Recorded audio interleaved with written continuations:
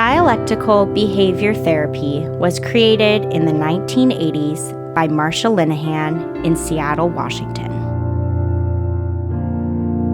Today, DBT is taught all over the world. We're two therapists who believe everyone can benefit from DBT skills. I'm Kate. I'm Michelle. And this is DBT and Me.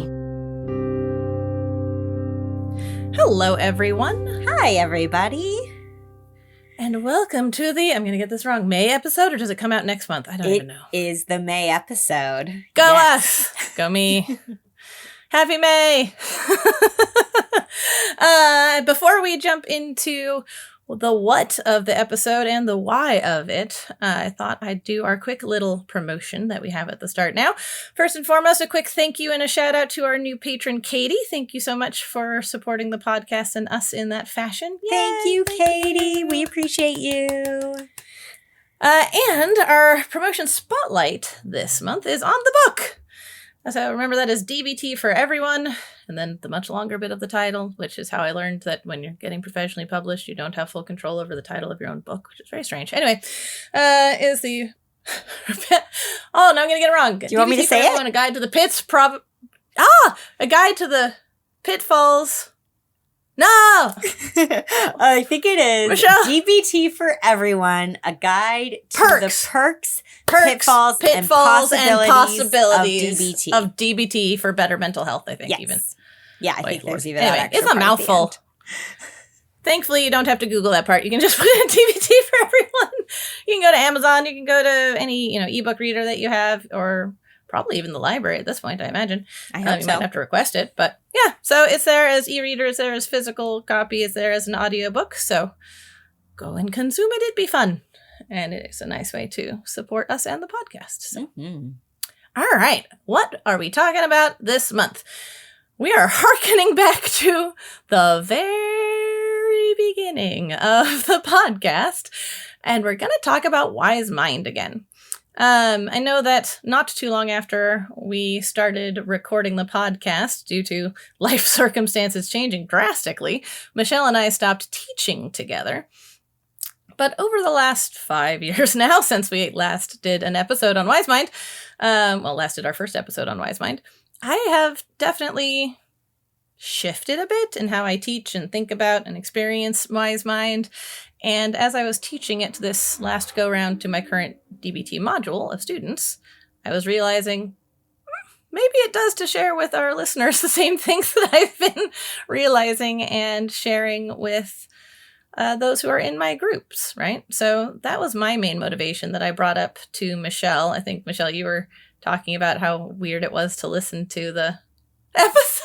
Mm-hmm. In preparation for recording today, I went back and listened again to our first Wise Mind episode, and I just remember feeling so nervous before we recorded it because, we were talking about this skill in a totally different format, doing it as a podcast episode, and we were so new to podcasting, and it cracked me whiteboard. up. I remember how much we missed the whiteboard. Yeah, exactly. I was like, how do I explain this without a visual component? That felt really challenging, and just that the episode was so short really made me laugh, because I can't imagine us doing an episode. We don't even do Q&As that are 35 minutes long now, but that's how long the episode was. It was only 35 minutes when we first talked about Wise Mind. Right. I think we were so used to the constraints of teaching in a 2-hour group, and usually that leaves about 30 minutes for the skill, that 35 minutes probably felt luxurious. Agreed. But now we get to blather on about it for a longer time at you guys and share some of how we've grown and shifted and how we understand and feel and teach the skill ourselves. So I think, Michelle, you are leading us off on that. Yeah, we're kind of dividing the episode, I would say, into 3 different sections. First, we're each going to talk about how we are currently experiencing Wise Mind in our lives, what it looks like today. And then we're going to talk through some of the things that we talked about in that first episode 5 years ago that fast forward to now, we would say, let's revise this. So we're going to revise a few things, and then we're going to share ultimately 3 ideas each. So 6 ideas total for more ways that you can practice getting into your wise mind, things that we didn't share in that first episode.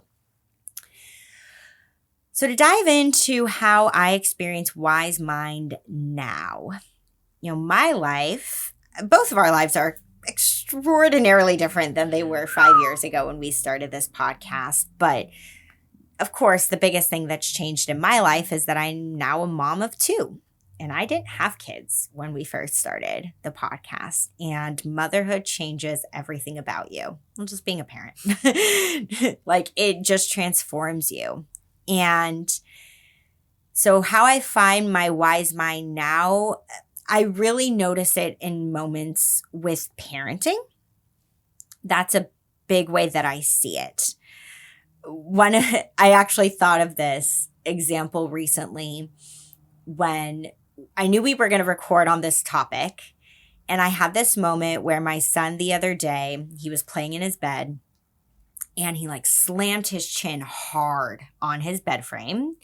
And there was some blood and there was a lot of tears, and I had no idea how bad it was or anything like that. But, he's losing his mind and I'm the parent, right? I have to be calm. I mean, I don't have to be calm, but I need to be the one to decide, what do we do here and how do I take care of him? And so I knew he needed a Band-Aid because he was bleeding, and he's a little skeptical of Band-Aids. He actually is not a kid that gets scraped up that often. Great word. Yeah. So just something in me, I was like, the only way that he's going to feel comfortable doing this is if I do this. And so I just immediately took a Band-Aid. I was like, Noah, look, I'm going to put on a Band-Aid. And I put it on in the same spot on my face as where he had his owie. And I wore it the whole day. And so he was looking at mine, and then I was like, see, we can do it for yours too.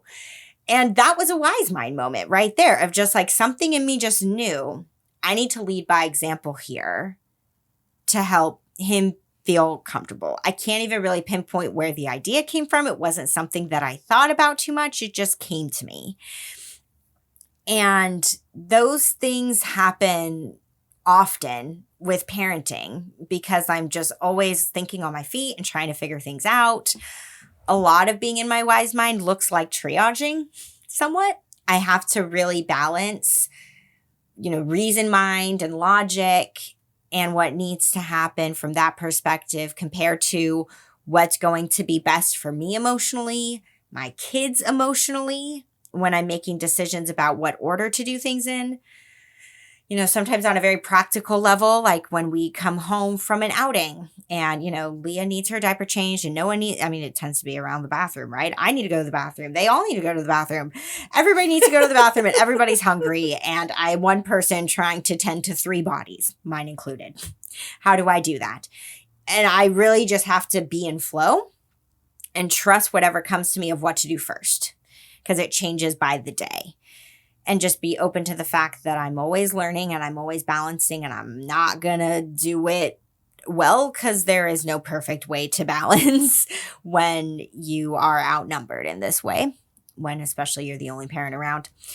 One thing that I've really noticed with how my wise mind looks now as a parent, I said in that original wise mind episode, I listened back to it and I was like, what was I thinking? Because I said, like you said, Kate, you're like, I live more in my emotion mind. I was like, me too. And we talked about how our emotion minds look different. I really actually don't live in my emotion mind very much. When I look back at it, I'm much more in my reason mind with a lot of things. When big stressful things happen, what I have noticed in the last few years is that I get very practical about things. I just tend to ask myself what makes the most sense. And what I really mean is what's the most logical, rational thing to do when I ask that question of what makes the most sense. I'm a lot more in my reason mind than I originally thought that I was. Yes, astrologically, I am a Cancer, which makes me one of the more emotional signs of the zodiac. However, my personality is one in which I'm much more reasonable. I just am. But as a parent, I've realized that approach will not work with kids. It will not. Kids are in emotion mind. Like, that's just where they are all the time. No reason in sight. What did you say, Kate? Oh, I said by necessity. By Same necessity. thing you're saying. No reason in sight. Exactly, yeah. Just developmentally, I mean, I have a 3.5-year-old and a barely 1-year-old. Yep, there ain't no logic. So to work with them and to help them when they're struggling, I have to be able to understand their emotion mind. Like, that's the only way to get to any kind of place of logic with them, is you have to first think about, talk about, and acknowledge their emotions. And then you can work to bring in the logic a little bit more after that. And it's been a practice that I honestly should work on applying a little more to myself, I think, of what happens if I first acknowledge the emotion and then get to a place of reason mind coming in after that. So that's been a good practice for me when it comes to wise mind and the integration of both, is that, yes, I'm constantly talking about emotions with my kids all the time. Quite artfully, by the way. Just to thank you. As someone who's gotten to watch you. I appreciate that. My therapist heart exploded in happiness the first time my son said, "Mommy, I'm frustrated." I was like, "Yes, you are. That is great. I'm so glad you're telling me you're frustrated. What do we do when we feel frustrated? Like, we can do all kinds of things." Oh my gosh, and when he talked about boundaries. Oh, sorry. Oh, I know yes. It's not quite the same thing, but I was just so impressed. Yep. I have worked with him on understanding what a boundary is, and to use the term like, I'm setting a boundary, so things that I'm like, okay, feel like I'm doing okay. But yeah, I've got to be able to see and acknowledge their emotion mind. Can't live in reason mind when you're a parent. Won't work. Another area of my life that I've seen wise mind show up more in recent years, that honestly I think started with the idea to do the podcast, is that I've become much more entrepreneurial in my business. I do a lot more things than just one-on-one therapy these days. And the amount of stuff you do overwhelms me when I think about it. All the different things that I'm juggling. Yes. I love it. I can't imagine just having my income stream be only one-on-one clients. It makes me honestly, I mean, I love being a therapist, but full disclosure, if the only thing I'm doing is one-on-one client work, it starts to just feel a little mundane after a while, even though every client is different with what they're bringing. And I love my clients. And again, I love being a therapist. I like using different parts of my brain than the part that I use when I'm sitting with someone one-on-one. As a therapist. Like when I'm podcasting here, I'm using a totally different part of my brain. So there have been a lot of things that I've brought into my business. And honestly, all of them were wise mind, calling the shots, just trusting my intuition, letting ideas come to me and just following them and trusting them. I've come to see that that's a big way that I know I'm in my wise mind, is when if an idea comes to me and I immediately reject it, what is that about? I mean, sure, it doesn't mean I have to listen to every single idea I have, but can I consider things before I reject it and really get curious about what's behind rejecting it, rather than just knee-jerk tell myself, no, I can't do that. That's not going to work. So being in that intuitive place when it comes to growing what I do for my career has been something that I've loved, and I fully attribute it to Wise Mind. And that was not a thing I was accessing 5 years ago when we recorded our first Wise Mind episode. That's where I see it in all those ways. What about you, Kate? What's it look like currently? Well, first of all, I do want to just acknowledge how funny it is that I was spending half of your time talking, nodding, or doing things at you, then realizing no one can see or hear the rattling in my head. At least I get to see. It means something to me. But yeah, I remember having that sort of curious dog internal expression when you described yourself as being more in emotion mind than in reason mind. No, I was like, it was not true. Really? I'm like, wow, your emotions are really reasonable. Well, so it's sort of funny. I guess, this is just a immediate, I don't know, a temperature check.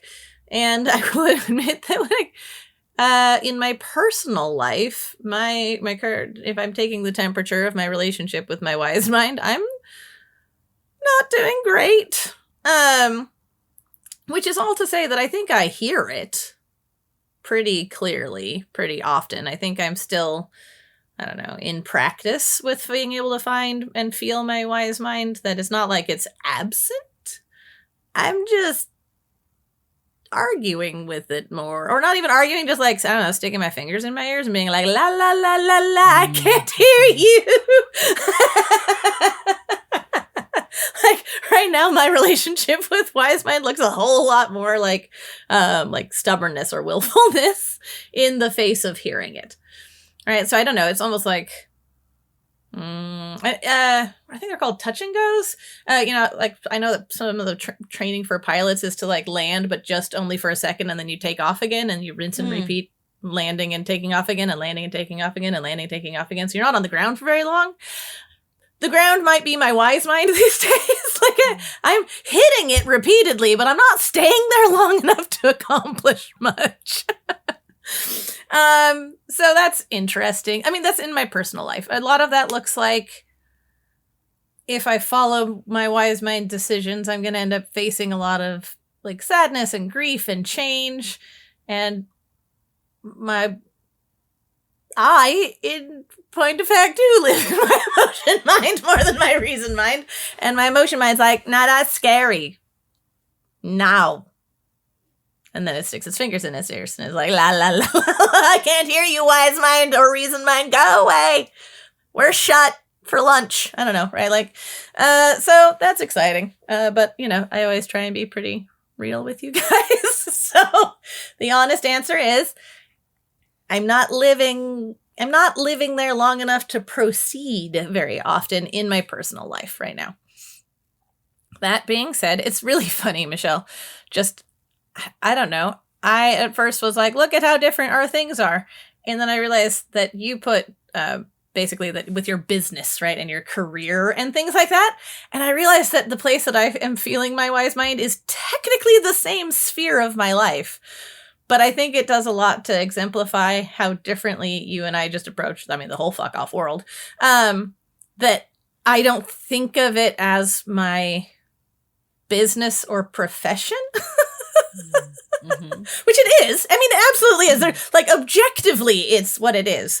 But to me, my brain puts it more in the context of relationship, and like emotionality and emotional connection, as opposed to like professional development or business acumen or things like that. Because for me, it's less about necessarily, well, no, back up, because we're doing this since the last Wise Mind episode. Part of it in oh my God, I too can get an English sentence out that's one thought. Jesus Christ, my mouth sometimes. I think that in my professional world, I'm much better at taking the terrifying leaps. Like when Fern approached me about our business starting 3 years ago, 3.5 almost years ago now. Yeah. I'm like, that idea scares the pants off me. It's probably the best thing I could do, right? Like, honestly, guys, to be entirely frank with you, being terrified of the choice is not a bad indicator for me of it being in my wise mind. Usually my wise mind scares me. But I'm much better at doing the scary things in the realm of my professional sphere. So starting the business, having employees. How many hundreds of times did you hear me say, I will never have employees, Michelle? Mm-hmm. Like, so many times. Mm-hmm. I think about to add a 15th employee. So I think how this is showing up for me is mostly in my role as a supervisor or boss at the clinic, but I guess also in opening the clinic and deciding the direction it would go, who and how it would operate in the community.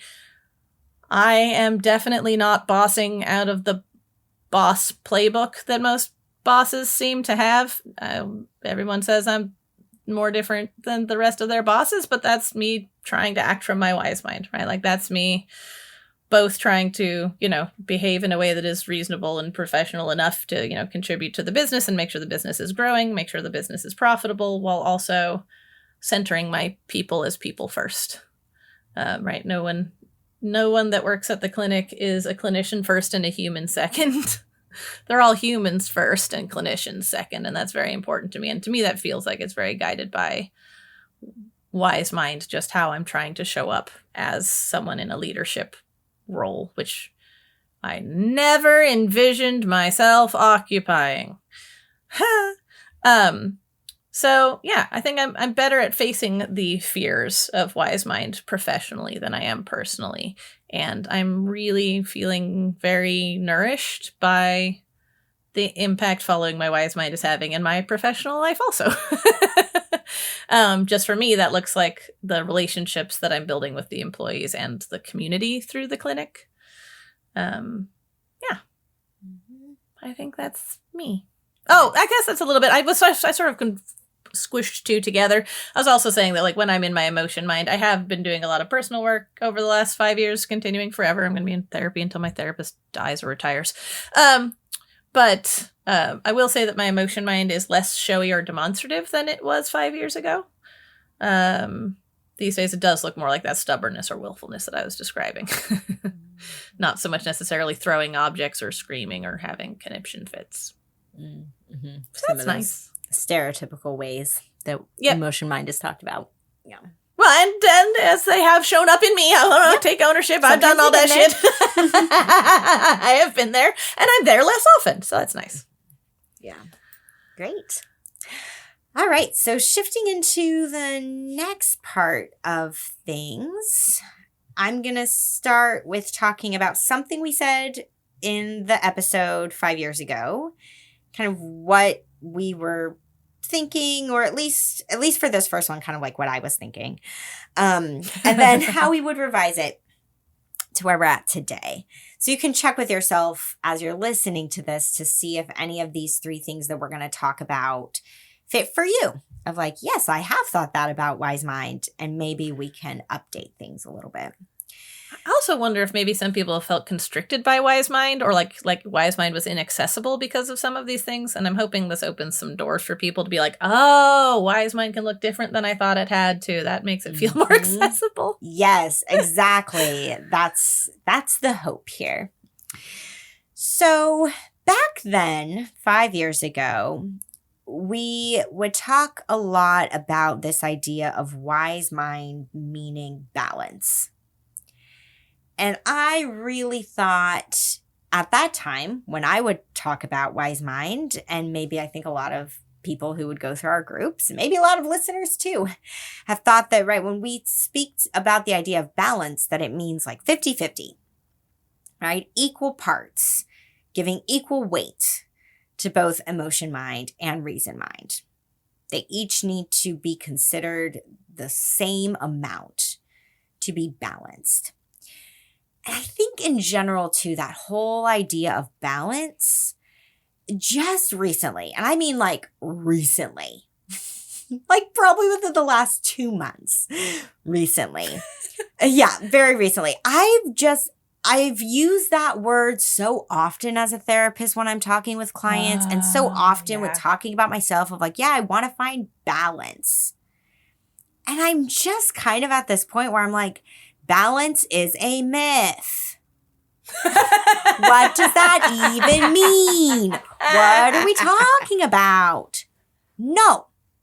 Like, because I think it can be used sometimes, not for everybody. I'll definitely say for me and for other people that I've worked with, that when you talk about this idea of like, I want to find balance, it feels like this thing that you don't have that you're supposed to have. And so if you don't feel balanced, then that can really start to fuel feelings of shame.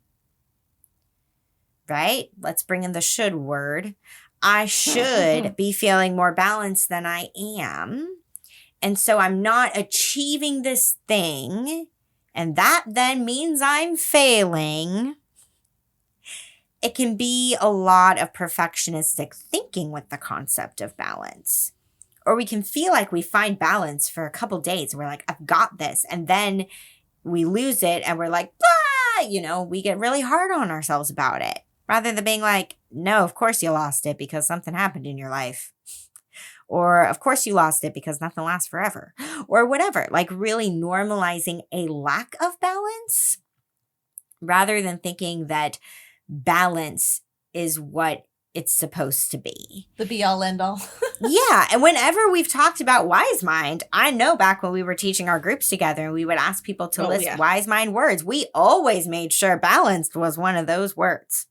That was like a key wise mind word that we've talked about.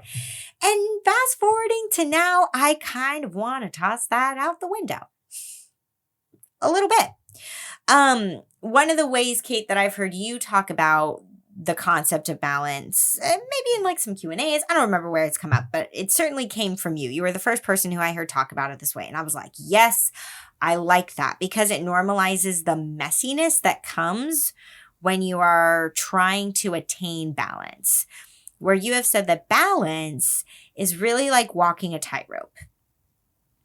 So where previously I thought of balance as, again, this concept of equality. Scales. Yep. Yeah. Mm-hmm. No.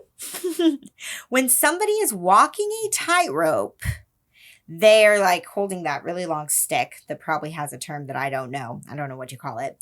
But they're holding that stick and they are wobbling. It looks terrifying, right? You know, they really go strongly to the right, and then the course corrector, they really go strongly to the left. And then eventually they make it across, but they're wibble wobbling the whole time, back and forth, back and forth.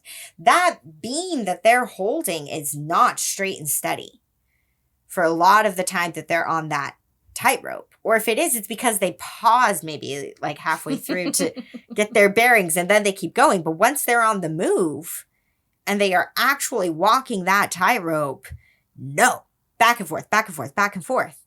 And yet they're balancing.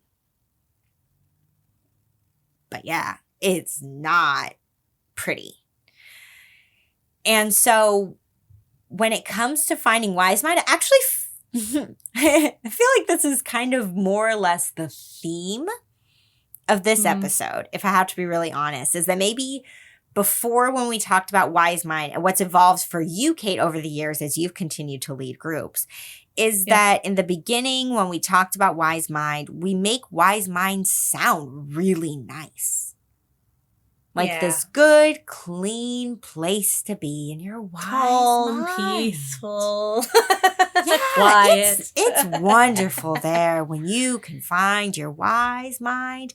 And I think more or less today we're here to say, no, it might feel really, like you said earlier, Kate, with your personal sharing, it feels scary to see sometimes what wise mind wants to show us. Like actually accessing both your emotion mind and your reason mind truly, ooh, that's going to mean some kind of disruption somewhere with something. And so that's the first thing I want to dispel is this idea of, oh, when you're in your wise mind, it means you found balance. That doesn't have to be a word we ascribe to wise mind anymore. Or if you are finding balance in any area of your life, it's going to be really hard to maintain. And that is not going to be a 50-50 ratio. You know, it might mean, oh, when I'm in my wise mind, it might be like 80% reason mind and 20% emotion mind. All right. There's some degree of balance there. It's not 100% one or the other. All right. Good enough. I think that's the thing that is a real revision is, letting go of whatever this thing of balance is supposed to be or look like. Yeah, I like that a lot. I think the only things I would add at all are just the, like, I think that it's not only just going to be messy and the ratios will vary, but I think that's desirable even sometimes, right? Like if I'm trying to figure out how to hang my drywall, I probably don't want that to be an equally emotional decision to reason, right? And, versus, maybe something more interpersonal where it would be appropriate for it to be more emotionally led than reason led or whatever, right? So different situations may call for different ratios also, I think, to be appropriate. And if you're trying to be 50-50 all the time, that's going to feel wrong, totally. Which I think would push people away. So speaking of balance and making everything look nice and purty inside of Wise Mind, the revision that I wanted to make is, and all right, I did not go back and re-listen. I will own that. But I know that it would, if I didn't say it on that episode, I have said it plenty of times that Wise Mind is calm. I heard it. Did we? Yep. Okay. Calm is a Wise Mind word. Calm. Yep. Certainly can your Wise Mind look calm? Sure. That's an option among many. I think that, again, part of that was trying to sell it. I think part of it was, I don't know, maybe not for you, Michelle, but for me, the longer I've taught DBT, the safer I feel in making a little elbow room in how the skills are described in the materials, right? Like if you have the Holy Grail books, I don't mind, I don't know, squishing out the skills to be a little bit more roomy. I think I was much more in the box when I first started teaching. And calm is definitely a word that DBT, I would say, stereotypically associates with Wise Mind. What I think now is that Wise Mind looks however it looks. One of the pieces of yourself that you're meant to be, bringing into the conversation is your emotion mind, which could be having feelings in that moment. You could be experiencing decently strong emotions in that moment. And so Wise Mind can look like crying. Wise Mind can look like, frankly, for me, with not infrequently, it looks a little bit like a panic attack, right? It can look like being angry, right? It can look like whatever emotion is, or emotions are, what's in your emotion mind, right? It may not be those things at a 10 out of 10, right? Because then you're almost certainly only in your emotion mind and not in your reason mind at all. But it doesn't mean that you're, look all, placid all of a sudden, right? You can still be having an emotional experience and be in your Wise Mind. And I think that is very different than how we used to explain it, and also something that I've seen make a big impact on people's willingness to engage in it or ability to spot it in themselves, right? Like, I think people might have gone to look, or did, I know, I've talked with clients who have talked about, if you say, I know you've made Wise Mind decisions, they'd be like, have not, and part of that would be that they were discounting any time that they were displaying any kind of emotion, right? That if they weren't externally calm, they must not be in their Wise Minds. And I think that that's unfortunate and limiting. Because if you're bringing emotions to the table, you're bringing emotions to the table. And so they may show up while you're in the process of accessing or even being in your Wise Mind. Mm-hmm. Yeah, I think part of being in Wise Mind too is knowing when you need to express emotion. Oh, sure. Yep. Because emotion is not meant to be kept inside. That's what creates so many challenges of all varieties, is when we don't express our emotions. Mm-hmm. And so it makes perfect sense that part of being in Wise Mind is going to be, how does this emotion that I'm feeling get expressed? Yeah, get healthily expressed. Mm-hmm. Yeah, makes perfect sense. Okay, the last one here that we want to talk further about is, and again, I don't want to speak for you, Kate. I just know that I thought this for a long time, and I don't know if you did. Oh, sure. Well, I think so. You think so? Yeah. And I was always the one to teach Wise Mind in our groups. Yeah. So this is certainly how I would teach it. I would want to really normalize for clients that most of us have a default of either we tend to spend more time in emotion mind or we tend to spend more time in reason mind. So it's like that you are either in one or the other the vast majority of the time. And of course, the goal is to find Wise Mind and consider both. I actually now take a different stance which is that it's not as simple or straightforward as you are either an emotion mind person or a reason mind person, and you live in one or the other. No. We are constantly, at all times, feeling something emotionally, even if it's very subtle emotion that's hard to detect. There is an emotion living inside us at all times, and the vast majority, if not all of us, we are using logic to some degree or another as we are moving through the world. We are not all moving through the world the way my 3-year-old is moving through the world. Let's hope not. There is some degree of critical thinking going on when we are making choices. So you're in both, right? We're in both. I think what's interesting, though, for why it so can strongly feel like you're in emotion mind or reason mind and I can't find my wise mind. I don't know how to do that, It's just because a lot of times one or the other is more underdeveloped or we've overlooked it for a long time.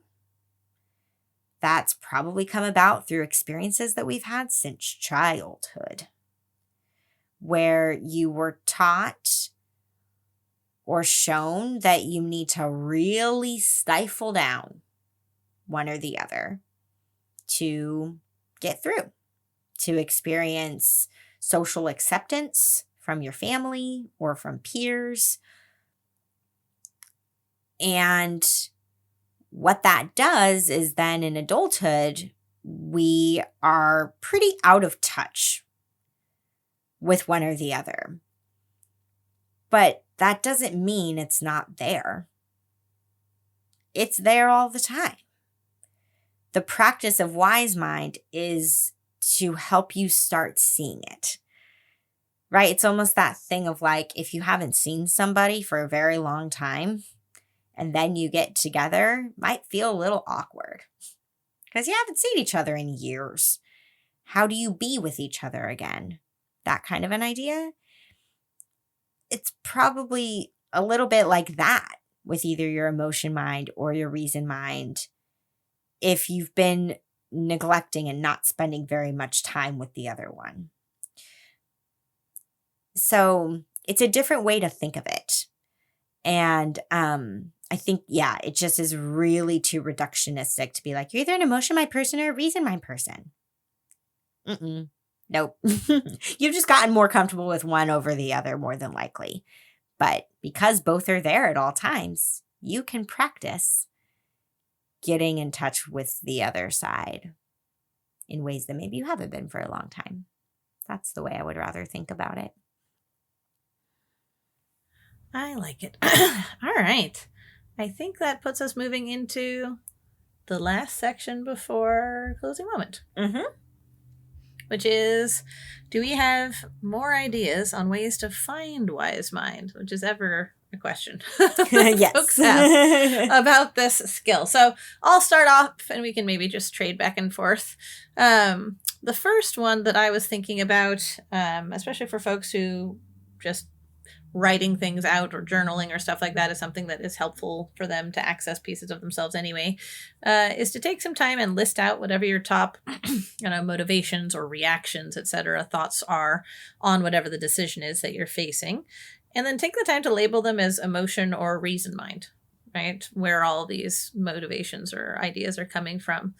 And see if there's one that's clearly winning or if there's one that's mostly or entirely missing, right? And once you sort of see where the preponderance of motivations are coming from, you can see like, okay, is that appropriate, right? Is that the ratio that I want to be bringing to this decision? And if not, you can work on trying to bring on board a little bit more of whichever side is perhaps overly absent, so that you can really visually see, all right, I am definitely attuning in to both pieces of myself here before moving forward. And if you can, even start to label any of them as wise mind, right? If you can sort of see where you can synthesize them, right? So you can write the whole process out if you want to, was my first idea. Mm-hmm. I like that idea because it may really appeal to the reason mind, the people who, you know, are more comfortable with their reason mind out there to make lists. So that's great. My first thing that I wrote down actually was inspired by a poem that I was introduced to quite a few years ago now. It was also interesting listening back to the first Wise Mind episode because I was just starting to go through my training for focusing. So I shared in that Wise Mind episode some things that I had learned from my focusing practice that is beautiful as, you know, ways to access Wise Mind. But when I went through my focusing training, we would talk about this poem a lot. And I'll just read it for you, and then I'll talk about it a little bit. But it might be pretty clear how it relates to Wise Mind. So this is a poem by Rumi, and it's called The Guest House. And it reads, "This being human is a guest house. Every morning, a new arrival, a joy, a depression, a meanness. Some momentary awareness comes as an unexpected visitor. Welcome and entertain them all. Even if they're a crowd of sorrows who violently sweep your house empty of its furniture, still treat each guest honorably. He may be clearing you out for some new delight. The dark thought, the shame, the malice. Meet them at the door laughing and invite them in. Be grateful for whoever comes, because each has been sent as a guide from beyond." We'll post that in the Facebook group. And what I think of when it comes to Wise Mind in this poem is that when we are in Wise Mind, we are able to do what it says of welcome and entertain them all. You are like the innkeeper of the guest house, so to speak. That is your being of knowing that whatever arrives for you emotionally and whatever may also show up that's more of a logical thought or part of you, it all has a place. Yeah, let it all be there. Wise Mind, we've probably used this word a lot. I'll stick to this word. Wise Mind is very open. Wise Mind, I don't think, does a whole lot of censorship. Reason Mind does a lot of censorship. But Wise Mind is really expansive.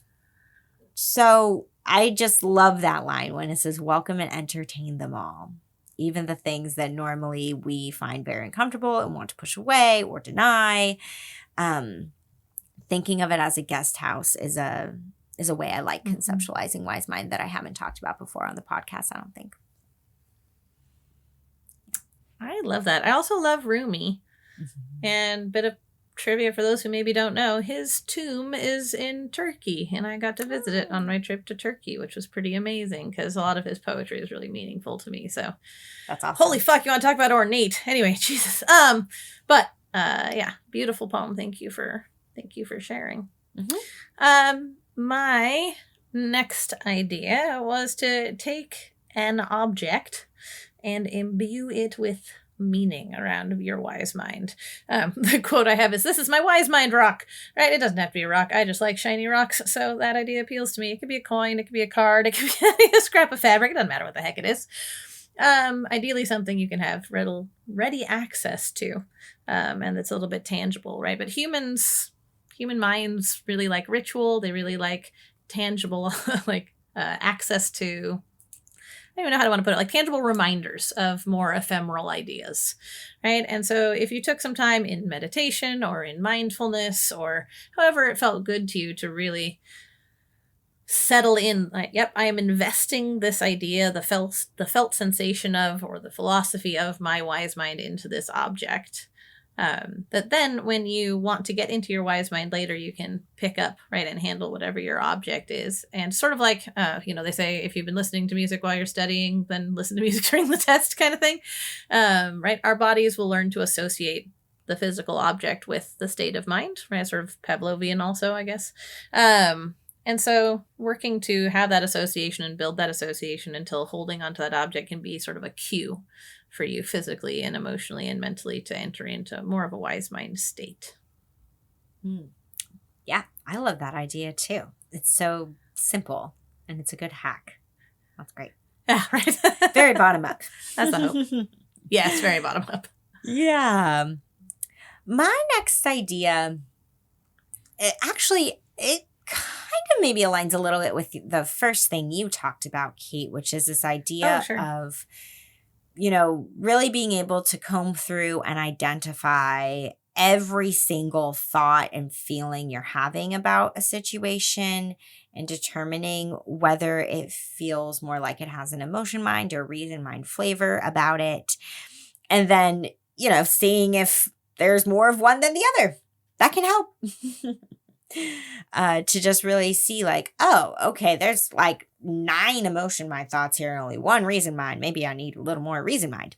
I was thinking of something similar, but a different way to go about it, which is the idea of personifying the part of you that's more reason mind and the part of you that's more emotion mind. You can take this as far as you want to. If you really want to take it all the way that I would think about it is imagine the part of you, I don't know, we'll say this more reason mind. How would that part of you dress? How would that part of you talk? Would you even give it a name that's not your name, but a name that you like that seems to capture reason mind? And same thing with your emotion mind. What does that part of you look like? How does that part of you talk? What does that part of you do? And you can visualize yourself almost like holding, I don't want to say like holding court, that sounds too serious, but having a conversation perhaps with you and the 2 of them. And really that conversation being, I want to just let them each talk and I'm just going to listen. What do each of them have to say? What do each of them want me to know? What's important to each of them? And really getting at each of their desires. What does reason mind want? What does emotion mind want?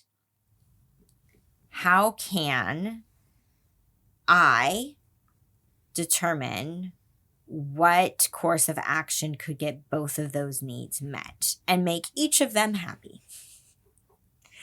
Feel satisfied to some degree, like they are each getting a little bit of what they want.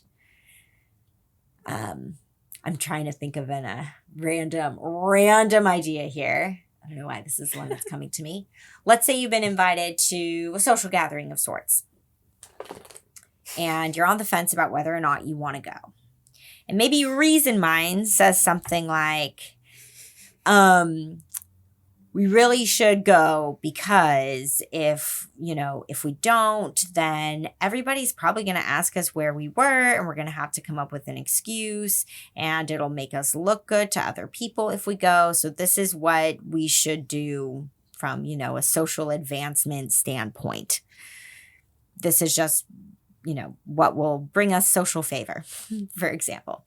And maybe emotion mind is like, I think you were talking about this quite well yourself, Kate. Emotion mind, maybe it might be like, no, I'm scared. I don't know these people. This is going to feel really uncomfortable. I do not want to go. Screw this. I'm not about it. What does wise mind say? Maybe in this instance, maybe wise mind could say something like, let's go, but we're going to check in after, 30 minutes of being there. We're going to see how we're feeling. And if we are still feeling just as overwhelmed and terrified, then we will go. Even if it means coming up with some excuse to leave, we'll go. So emotion mind, you're not going to be there necessarily for 3 hours per se, but reason mind, yes, we'll still make an appearance like you think we should do. Okay, maybe that's what it looks like. But really hearing each part out fully of what it wants to help you find the wise mind after.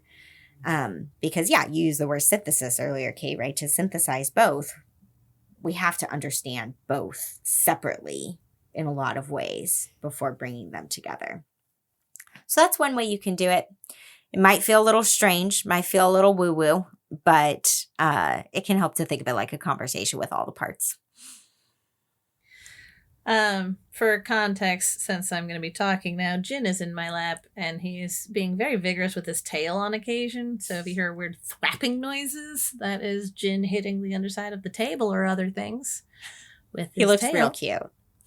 Oh, he's very excited. He's very happy to be here. The dog, for some reason, is not on this floor of the house, even though I am. And so Jin is like, Mom's mine. All right, so this is my last one. I think over the years, it's probably become pretty clear that I enjoy shortcuts. Ouch, Jin. Then he leaves, of course. That I enjoy shortcuts to accessing skills. I like quick and dirty, like, how do I cut to the core of whatever this is, right? So for like check the facts, it's what do I actually know, right? Things like that. Well, my question for doing a quick temperature check of am I in or nearly in my wise mind is to ask myself, am I honoring my whole self in this decision? Now, I understand that whole probably needs to come with an asterisk because it's not like, I don't even think we know our whole selves, right? Like that's a little bit of a, whole asterisk as best we can.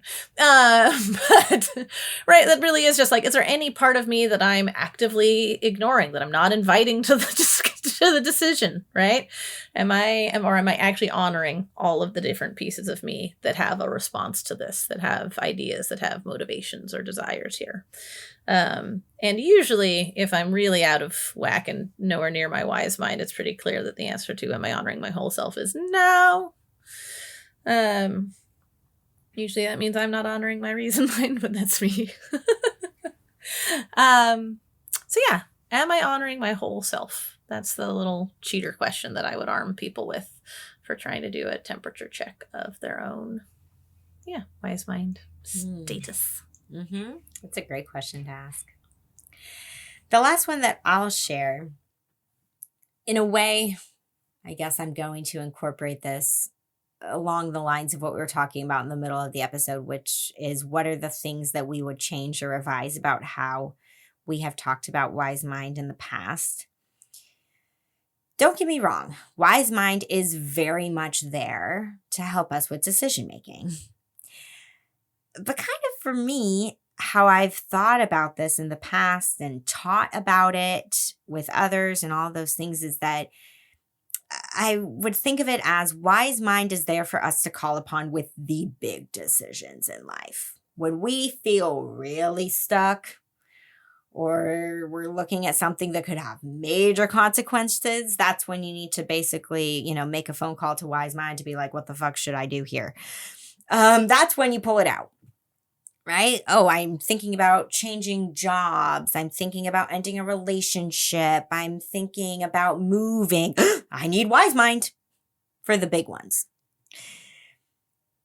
But I would change that a little bit to say that I honestly believe that we are in wise mind every day. We're in it somewhere. We may not always see it. But compared to how we've talked about it before, of like, think about maybe a time in your life in the past where you made, one could argue a bigger decision and you used wise mind to help you do it and access wise mind there. No, right? Like wise mind is, I don't know. I keep coming back to like wise mind is something that we're accessing, I believe, a lot more than we realize. It's not something that, once a quarter, I check with my wise mind about something that's stressing me out. I shared an example of this at the beginning with the Band-Aid and just kind of intuitively being like, I'm going to put a Band-Aid on my own face because maybe that Noah will feel more comfortable putting one on his. That was wise mind. So I would really encourage you to think and reflect on how you are finding your wise mind every day. This might be a practice that you can start incorporating at the end of your day before you go to bed. Just being like, where did I see my wise mind? Oh, when I saw that there was traffic on my drive to work, wise mind was like, go find another route. Don't sit in this. Or something like that. It could be along the lines of why my wise mind told me that I needed to use fast in a conversation I was having with someone. My wise mind told me, hey, you've been watching TV for the last 2 hours. Now might be a good time to just get up and go walk for a little bit around the block and then come back. Our wise mind is constantly there. Again, we're just not always listening very well because sometimes emotion or reason mind can be a lot louder on their own, and it's harder to hear the synthesis of both things. But really start examining, I'd probably make effective wise mind decisions on the daily. And can I feel proud of myself for doing those things rather than getting really hard on myself for the times where, oops, I really fell 90% plus into emotion or reason mind and did not even consider the other side to look at.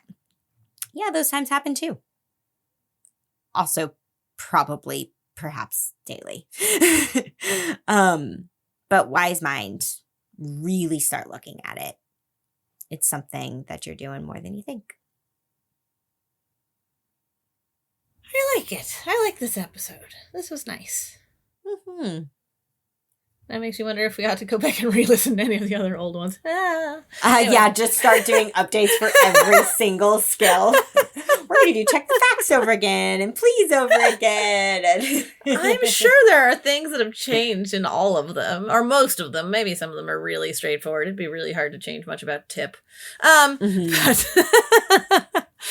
All right. I think, though, that just parlays us into closing moment, which means I have to pick now which one I'm doing. I'll get there by the time I'm starting it.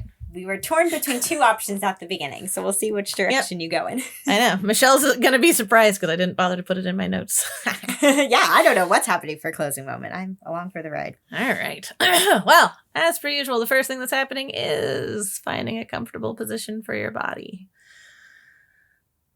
So, whether that looks like sitting, standing, laying down, walking about, whatever feels good and right in your body in this moment. And if you're safe and feel comfortable doing so, I invite you to go ahead and close your eyes. As per usual, we're going to start by just noticing our breath. You don't need to breathe any more slowly or any more deeply than you are naturally. It's just about paying attention. Just about tuning in and focusing in on the rhythms and the sensations of your breath and letting them welcome you into your body and into the present moment. So in alignment with what Michelle was talking about in her last point there of finding wise mind moments in your everyday, I'd like you to take a moment or 3 here and look back at your day today, maybe yesterday, maybe even the whole past week if you like. Take some time and identify a few of those smaller wise mind moments. Maybe wise mind spoke up about what to eat, how to spend your free time between chores and recreation, how and when and how much to move your body, some things to do or not do in some of your relationships or at work.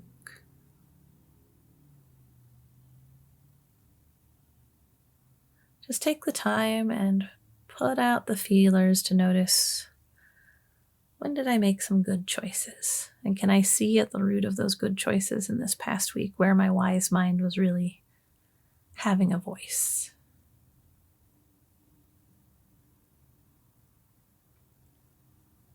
Because they're there.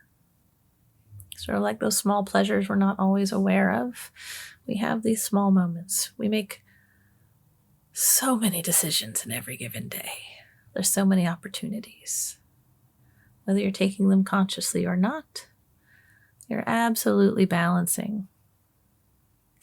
There's that word again. You're absolutely bringing both pieces of yourself to many different decisions.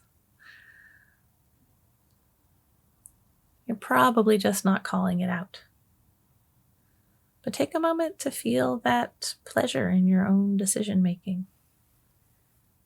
Take a moment to experience that pride. And take a moment to notice maybe the tiny differences in how those decisions feel, as opposed to the ones where you're more out of whack and less in your wise mind.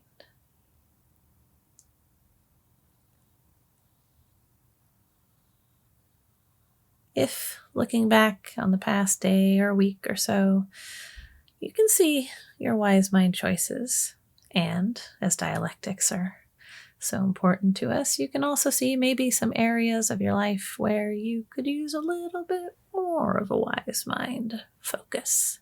Maybe you could use a little bit more wise mind in your professional setting, whatever that may be, in your relationship with your body, whatever it may be. Just take a moment perhaps to find an area where you'd like to set an intention to look for your wise mind a little more, to bring a little bit more of that honoring of your whole self into that space. Maybe even take a moment here to imagine what that might look like. A conversation you think maybe would be good to have, a choice that could kick off a better trend, an action you could take. Notice how it feels to consider doing that. What emotions come up when you consider bringing wise mind to that arena in your life. There's no right or wrong answers to any of this, of course. It's just a chance to notice, to be curious about yourself and your own experience.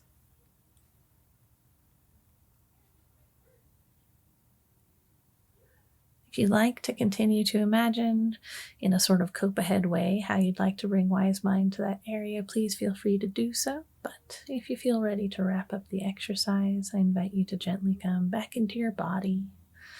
Maybe do some gentle movement or a couple of slower and deeper breaths. And whenever you feel ready, you can open your eyes. Thanks so much, everyone. Thanks, everybody. To learn more about us and the DBT skills we're teaching each week, join our Facebook group. Simply log in to your Facebook profile and search for DBT and Me Podcast.